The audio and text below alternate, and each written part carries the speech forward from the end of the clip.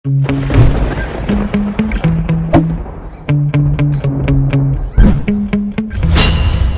nga sa mga sinabi ni Annalyn sa kanyang nanay Lynette na bigyan ng pagkakataon ang kanyang lola na manatili at doon muna tumuloy sa kanila, ay muli na namang mananaig kay Lynette ang pagiging mahabagin nito.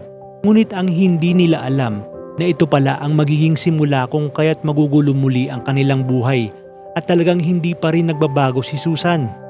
Aksidenteng maririnig ni Susan ang pag-uusap ni Lynette, Josa at Cremuel tungkol sa tunay na ama ni Annalyn. At dito nga ay malalaman niya na si Doc Tanyag pala ang nakabuntis at siyang tatay ni Annalyn.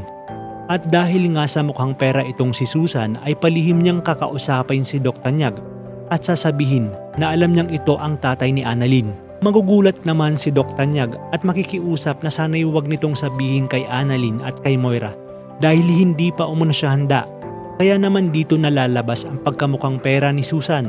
Sasabihin niya na madali umano siyang kausap basta't may kapalit at ito nga ay malaking halaga ng pera. Dagdag pa ni Susan na hindi dapat sabihin ni Robert kina Annalyn at Lynette na nagkausap sila.